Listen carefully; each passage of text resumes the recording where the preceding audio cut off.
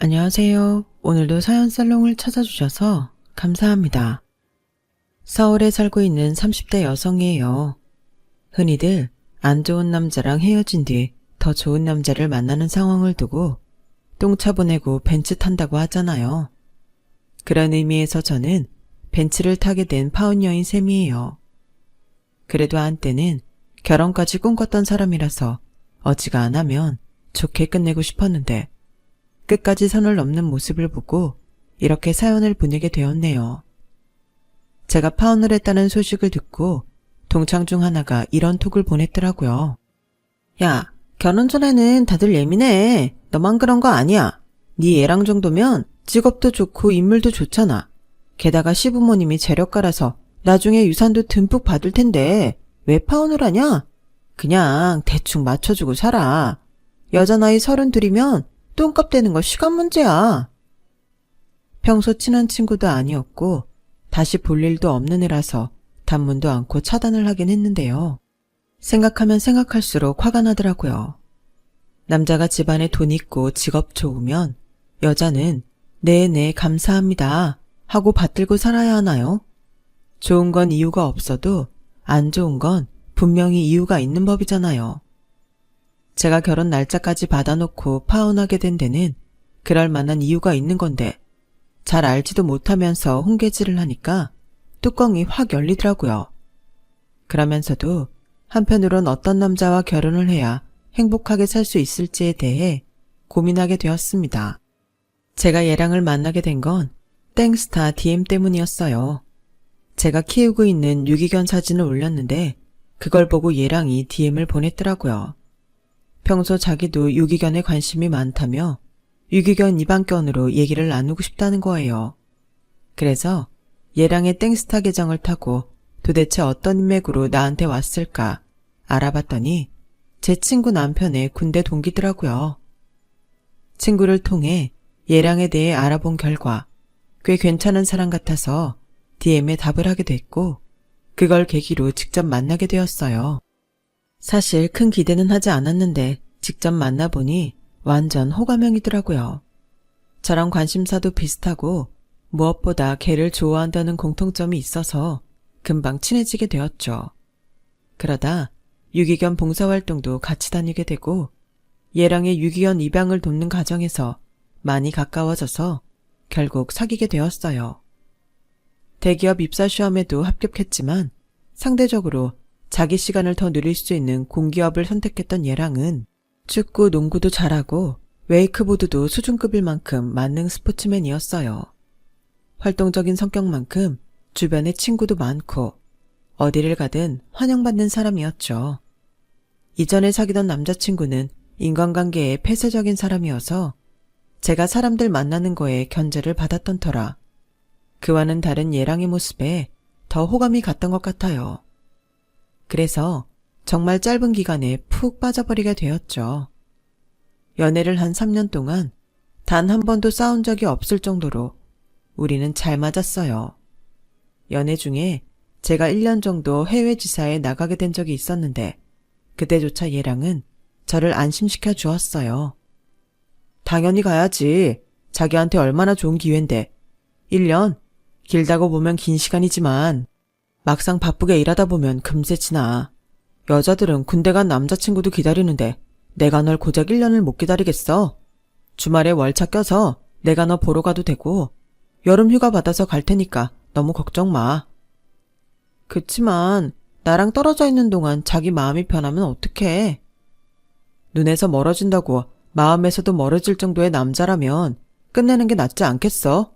난 그런 놈 아니니까 걱정 붙들어 매. 처음엔 그래도 혹시나 하는 마음이 있었던 것도 사실이지만 한결같은 얘랑의 태도를 보면서 안심할 수 있었어요. 제가 홍콩 지사에 있는 동안 얘랑은 약속대로 주말을 끼고 월차를 받아오기도 하고 제 생일 때는 바쁜 시간을 쪼개 무박 2일로 다녀가기도 했어요. 그때 내심 이 남자랑 결혼해도 되겠다는 생각을 하게 됐던 것 같아요. 왜 그렇잖아요. 연애는 나를 즐겁게 해주는 사람이랑 하고 결혼은 나를 안심시켜주는 사람이랑 하라고요. 그런 면에서 얘랑은 결혼 상대에 가까운 남자였어요. 물론 함께하는 시간도 즐거웠지만요. 3년간 연애를 한 우리는 슬슬 결혼을 생각하게 되었어요. 얘랑도 저도 홍기가 찬 나이였으니까요. 이번 주말에 우리 집에 갈래? 우리 부모님이 널 보고 싶어 하셔. 그 말의 의미가 뭔지는 단박에 알아차릴 수가 있었어요. 그래서 나름 마음의 준비를 하고 따라 나섰죠. 얘랑의 아버지는 꽤 규모 있는 회사의 부사장이었는데 정년퇴직을 앞두고 계셨어요. 오랜 회사 생활을 해서 그런가 사람을 대하는 데 있어 굉장히 능숙한 면이 있는 분이셨어요. 얘랑과 눈매가 비슷해서인지 처음 뵙는 자리인데도 왠지 낯설지 않았죠. 얘랑의 어머니는 모 여대 가정학과를 졸업하신 분인데 그래서 그런가 꽤 가정적인 분이었어요. 있는 집에서 자라 대학 졸업 후 바로 결혼을 하신 분이라서 사회생활 경험이 없는 분이셨죠.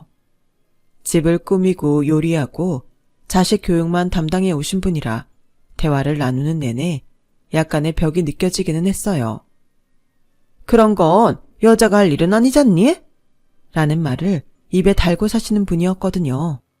정치나 경제에는 문외한이라서 그 방면 얘기를 하는 걸 꺼려 하시는 것 같기도 했어요. 그날 식사를 마치고 차를 마시면서 아버님이 저희 회사에서 담당하는 업무 관련 얘기를 꺼내셨는데 저를 비롯해 아버님과 얘랑이 진지하게 대화를 나누자 어머님이 중간에 대화를 끊으시더라고요. 여보, 그런 얘기는 회사에 가서 하세요. 정화 씨가 불편해하잖아요. 괜찮습니다. 제 업무에 관한 얘기라 불편하지 않습니다. 그랬더니 어머님 얼굴에 찬기운이 확 도는 거예요. 그래요? 솔직히 난 여자의 행복은 밖에서 찾는 게 아니라 가정 안에서 찾는 거라고 생각하는 사람이라 내 며느리도 그런 사람이길 바랬어요. 남자가 밖에서 큰일을 하려면 아내가 집에서 내조를 잘 해야 한다고 생각하거든요. 그런 면에서 정화 씨는 결혼이랑은 좀 먼 사람 같네요. 아니, 그렇다고 내가 이 결혼을 반대한다는 건 아니고 다만 엄마 된 입장에서 내 아들 걱정을 안 할 수 없다는 얘기죠 뭐. 집에서 살림이나 하는 아줌마의 입장이 그렇다는 거니까 흘려 들으세요. 말로는 별것 아닌 것처럼 얘기하셨지만 자리가 자리인 만큼 제가 어떻게 그 말을 흘려들을 수 있겠어요. 그래서 인사를 마치고 집으로 돌아가는 차 안에서 얘랑한테 물었어요. 자기야, 결혼하면 나 회사 관둬야 하는 거야? 무슨 소리야. 어렵게 들어간 회사를 왜 그만둬? 남들은 못 들어가서 안 다닌 회사인데. 그치? 휴, 안심이다. 난 아까 자기 어머니 얘기 들으면서 혹시 내가 살림만 하길 바라시는 건 아닌지 걱정이 됐거든. 근데 자기 말 들으니까 안심된다. 괜한 기우였구나 생각하던 그때 얘랑이 뜻밖의 말을 꺼냈어요. 물론 내 입장에선 자기가 집에서 살림만 하면 좋긴 하지. 아무래도 가정이 안정이 돼야 내가 밖에서 일하기도 편하긴 하니까. 내가 공기업을 택한 이유도 내 라이프 스타일 때문이잖아. 돈도 돈이지만 난 좀 여유롭게 인생을 즐기면서 살고 싶거든. 물론 월급이나 성과급을 생각하면 대기업이 낫긴 하지. 근데 돈 주는 만큼 엄청 부려먹는 것도 사실이잖아. 난 결혼해도 지금처럼 여행도 자주 하고 여가 활동도 마음껏 하고 싶어. 난 자기도 그랬으면 좋겠는데 지금 다니는 회사 업무가 좀 과하긴 하지? 야근도 많고 주말에도 업무 연락 때문에 휴대폰을 들고 사는 실정이니까 그게 좀 마음에 걸리긴 해. 이건 일을 하라는 건지 말라는 건지 애매하더라고요.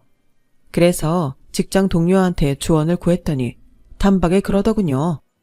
뭐야, 자기 얘랑도 예비 시어머니랑 같은 뜻이란 거네. 잘 포장은 했지만 결국 같이 즐기고 살려면 네가 회사를 그만두라는 소리잖아. 근데 나라면 땡큐 하고 당장 회사 그만두겠다. 시댁에 돈도 있겠다. 남편값도 돈 잘 벌겠다. 뭐가 걱정이야. 게다가 자기들이 일 그만두라고 하는 건데 나중에 가서 딴소리 하겠어? 난 자기가 정말 부럽다. 받아들이는 사람에 따라서는 부러울 일이기도 하겠죠. 하지만 제 입장에서는 서운함이 더 컸어요. 남자들이랑 똑같이 교육받고 치열한 경쟁을 통해 직장 생활을 하게 됐는데 여자라는 이유로 내 커리어를 다 버리고 집에 들어앉아 살림이나 하라는 소리니까요. 그렇다고 전업주부를 비하하려는 건 아니에요. 각자 자기가 원하는 방향대로 살아야 한다는 얘기죠. 그런 의미에서 예랑과 시어머니는 제 의사는 전혀 존중하고 있지 않다는 게 문제였어요. 지금껏 3년이나 사귀면서 한 번도 제가 일하는 거에 대해 별말 없다가 갑자기 이러니까 뒤통수를 맞은 기분이었어요. 영준 씨, 지난번에 자기가 했던 말에 대해 고민해봤는데 아무래도 난 일을 그만둘 수는 없을 것 같아. 난 지금 내가 하는 일이 정말 좋거든. 그래서 말인데 혹시 내가 계속 일하는 문제가 마음에 걸린다면 지금이라도 이 결혼 다시 생각하는 게 좋을 것 같아. 그게 무슨 소리야. 내가 언제 너 보고 일 그만두랬어? 내 말은 네가 살림을 하는 것도 상관없다는 의미였어. 그리고 그런 정도 문제로 결혼을 관두자는 게 말이 돼? 너한테 내가 그 정도밖에 안 되는 사람이었냐? 아니, 내 말은 그런 뜻이 아니라 영준 씨 뜻이 그런 게 아니라면 미안해. 내가 곡해했나 봐. 참 이상하죠? 얘랑과 얘기를 하다 보니 왠지 제가 나쁜 년이 되는 것 같았어요.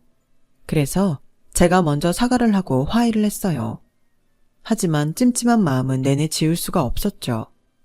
저희 부모님한테도 결혼 승낙을 받은 우리는 본격적으로 결혼 준비를 시작했어요. 예비시댁에서 올해 안에 결혼식을 올리길 바라셔서 일정이 빠듯했어요. 그래서 결혼식을 내년에 하자고 부탁을 드려봤지만 어머님은 완강히 버티셨어요. 기왕 하기로 한 거 해넘길 필요 있겠니? 니들 나이가 적은 것도 아니고. 어머님, 그래도 기왕이면 내년 봄에 하는 게 낫지 않을까요? 겨울에 하는 것보다는 그게 나을 것 같은데요. 지금 당장 준비를 해도 예식장 잡는 것도 그렇고 연말엔 업무가 많아서 결혼 휴가 내는 것도 눈치가 보여서요. 그러니까 이참에 회사 그만두면 되잖니. 넌 내 말을 귓등으로 흘린 거니?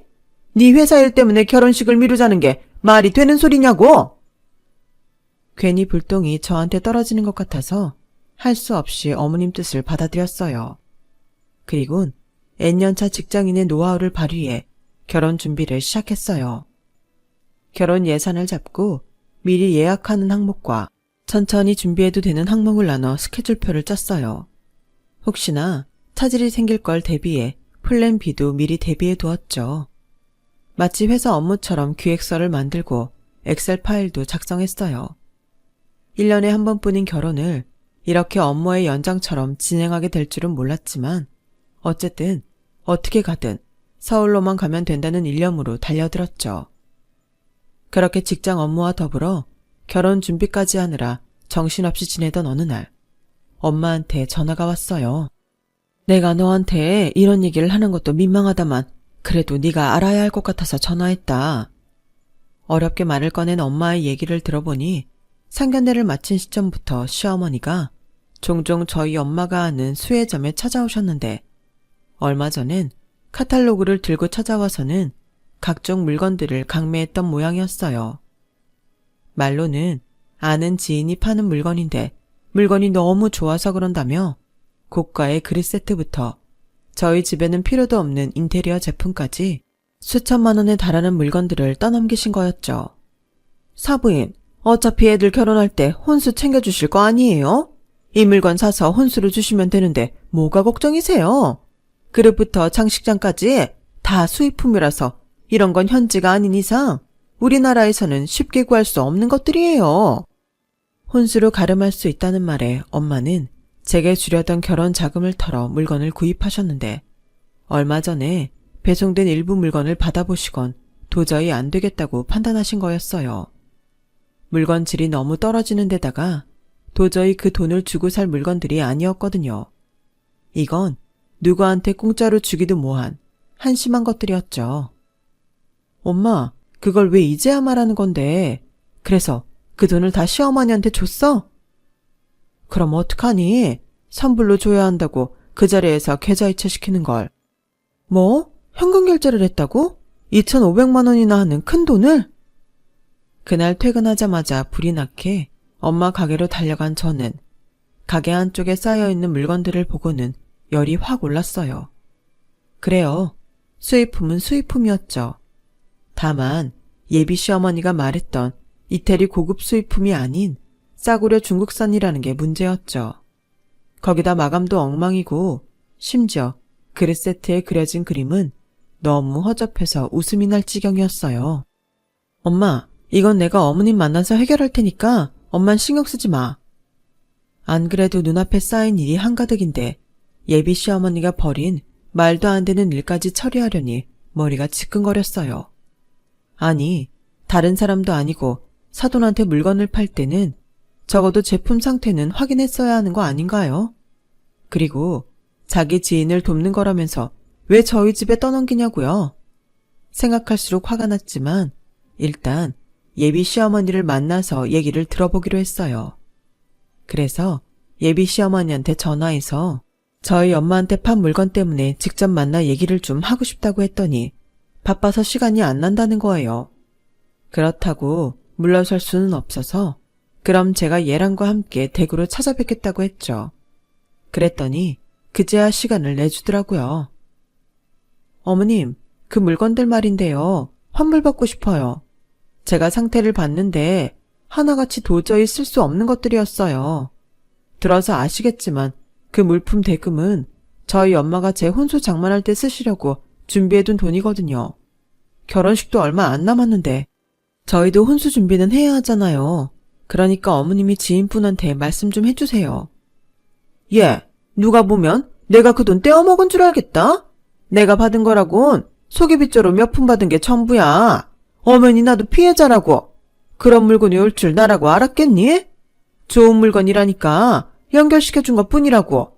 그리고 그 사람 나도 연락 안 돼. 그럼 그분 연락처랑 성함 좀 알려주세요. 제가 직접 경찰에 신고할게요. 경찰에 신고하겠다고 하자 예비 시어머니는 자기가 어떻게든 환불받아 주겠다며 신고는 하지 말라고 사정을 하더라고요. 그리고 열흘쯤 지나 예비 시어머니가 저희 엄마 계좌로 돈을 보내주었어요. 너 이번 일은 우리 영준이한테 비밀로 해야 한다. 따지고 보면 나도 피해자 아니니 괜히 아들한테 이런 꼴 보이기 싫다. 저도 돈을 돌려받았으니 일을 크게 벌리고 싶지 않아서 그러기로 했어요. 그렇게 사건은 일단락되고 저는 다시 회사 일과 결혼 준비에 몰두하고 있었는데 아빠가 제게 전화를 했더라고요. 그리고는 생각지도 못한 소식을 접하게 되었죠. 뭐? 엄마가 유방암이라고? 그래서 엄마는 괜찮아? 수술하면 괜찮대? 얼마나 심각한데? 일단은 수술을 해봐야 한다는데 그리 비관적이지는 않은 모양이야. 그래서 말인데 네 결혼 조금 미루면 안 되겠니? 네 엄마 수술 날짜가 니들 결혼식 2주 전이라서 네 엄마가 걱정이 태산이다. 하나뿐인 딸 결혼식에 그걸로 어떻게 가냐고. 이미 식장이랑 다 준비했을 텐데 미안해서 어쩌니? 아빠, 지금 그게 문제야. 내가 영준 씨한테 말해서 일정 조율해볼 테니까 너무 걱정하지 마. 그땐 엄마 걱정에 딴 건 머리에 들어오지 않았어요. 이렇게 된 거 차라리 내년 봄에 하면 되겠다는 아니란 생각도 했었던 것 같네요. 그런데 이게 쉬운 문제가 아니더라고요. 결혼식 일정을 바꾸자고? 자기 어머님 상태가 그렇게 심각해? 수술하고 2주 후면 거동은 하실 수 있을 거 아냐. 자기 그걸 말이라고 해? 병원에서도 수술을 해봐야 한다고 할 정도인데 지금 결혼식이 문제냐고. 그보다는 우리 엄마 상태부터 걱정해줘야 하는 거 아니야? 예랑의 태도에 순간 화가 나서 버럭 소리를 질렀어요. 그제야 예랑도 자기가 잘못했다는 걸 깨달았는지 순순히 사과를 하더군요. 아, 미안해. 내가 잠깐 정신이 나갔었나 봐. 그래, 어머님 상태는 어때? 많이 심각하시대? 됐어. 마음에도 없는 걱정하지 마. 암튼 이대로 식을 진행하는 건 무리니까 영준 씨가 자기 어머니 좀 설득해줘. 결혼식 내년 봄으로 미루자고 말이야. 우리가 꼭 올해 안에 결혼해야만 하는 이유가 있으면 모를까. 일단은 우리 엄마 수술이 중요하니까. 그래, 알았어. 내가 집에다 얘기해볼게. 결혼식보다는 사람이 죽고 사는 문제가 먼저인데 설마 예비 시댁에서 안 된다고 하지는 않을 거라고 생각했어요. 그런데 사람 마음이 그게 아니더라고요. 다음날 오후 예랑의 어머니가 저희 회사로 찾아오셨어요. 다짜고짜 얘기를 좀 하자고 하시면서요. 업무 중이라 회사 로비에 있는 카페에서 만나기로 하고 1층으로 내려갔어요. 어머님은 잔뜩 화가 난 표정으로 제 인사도 받지 않으시곤 대뜸 화부터 내셨어요. 네가 영준이한테 결혼식 날짜 바꾸자고 했다며? 네, 저희 엄마 수술이 결혼식 2주 전이라서 어쩔 수 없게 됐어요. 죄송합니다. 아니, 수술 당일도 아니고 2주 전인데 뭐가 문제란 거니? 가슴이 드러나는 것도 아니고 어차피 한복 입으면 다 가려질 텐데 굳이 결혼식을 미룰 필요가 뭐 있냔 말이야. 상식적으로 난 이해가 안 간다. 애초에 자식 결혼 앞두고 수술을 하겠다는 것도 그래. 식 올린 뒤에 수술을 해도 되는 거잖니? 수술 몇 주 미룬다고 큰일이 나는 것도 아니잖아. 어떻게 우리 입장은 생각도 않고 자기들 생각만 하냐고? 어머니, 그걸 말이라고 하세요? 감기도 아니고 암이에요. 아무리 남의 일이라고 해도 그렇게 함부로 말씀하시는 건 아니죠. 수술 날짜 미룬다고 큰일 나냐고요? 어떻게 따지면 결혼식 좀 미룬다고 큰일이 나는 건가요? 도대체 왜 그렇게 결혼식 날짜에 집착하시는 건데요? 다른 것도 아니고 내 엄마가 암에 걸렸다는데도 대수롭지 않게 말하는 예비 시어머니한테 잔뜩 화가 난 저는 이성을 잃고 소리쳤어요. 카페에 있던 손님들 시선이 우리 테이블로 쏠려 있다는 걸 생각도 못할 만큼 화가 나 있던 저는 조금씩 이성을 찾아갔어요. 혹시 저희가 올해 안에 꼭 결혼식을 올려야 하는 이유라도 있는 건가요? 그런 거면 말씀해 주세요. 예비 시어머니는 입술을 깨문 채 표독스럽게 저를 노려보다가 더는 안 되겠는지 툭 털어놓았어요. 우리 바깥 양반, 내년 1월에 퇴직한다. 처음엔 그래서 어쩌라는 건가 싶어 예비 시어머니 입만 뚫어지게 쳐다봤어요. 이어질 말이 궁금했거든요. 그러다 문득 설마 축의금 때문에 그런 건 아니겠지? 하는 생각을 했는데 아니나 다를까. 퇴직하기 전에 식을 올려야 사람들이 올 거 아니니? 너라면 이미 퇴직한 직장 상사 자식 혼사에 찾아가겠니? 너는 똑똑하다는 애가 어쩜 그렇게 상황 파악이 안 돼? 설마가 사람 잡는다고 이건 아무리 이해하려고 해도 도저히 이해할 수가 없었어요. 고작 그따위 돈 몇 푼 더 받아들이자고 이 난리를 피우신 거예요? 정말 대단하시네요. 있는 사람들이 더 한다더니 정말 대단하십니다.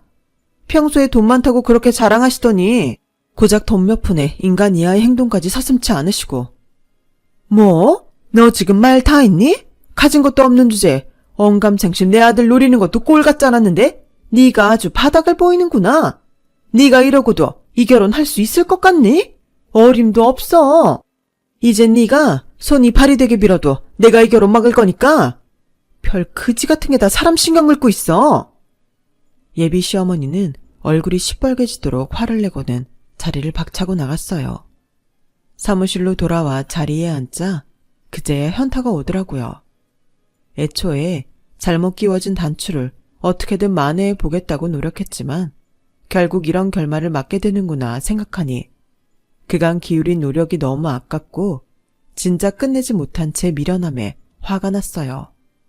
그래도 어떻게든 업무에 집중하려고 노력했는데 퇴근 시간에 맞춰 얘랑한테 전화가 왔더라고요. 회사 앞이야. 나와.